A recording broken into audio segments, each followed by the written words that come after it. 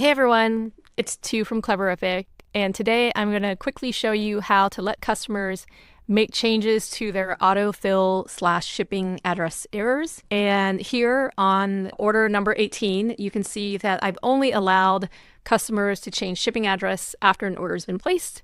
And here's how you do it. If you go into your Shopify admin under customer accounts, you'll see order status. I'm just going to show you that here. And if you have Cleverific installed, you just add a block, and you can go ahead and add the order change block.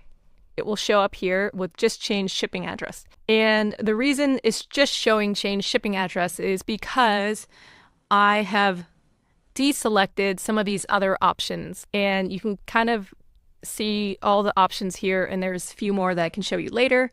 But for instance, what if I change my mind and I want customers to go ahead and add something to their order instead, or as well as change their shipping address? That's all I need to do. I check this button. You can see the options toggle on and off, and I'm going to go ahead and save that. And I'll go over here, refresh the page, and sure enough, now they can add items or make additional changes to their order. If you want to remove them, it's super easy. You can just go back over here and disallow these things again.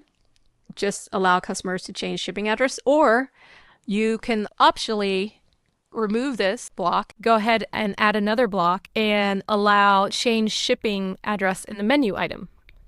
And you can see it pop up over here. And if I hit save, go over and refresh this page, now the change shipping address shows up in the top right corner. And it is that simple to add shipping address changes to an order after it's been placed. Thanks for watching.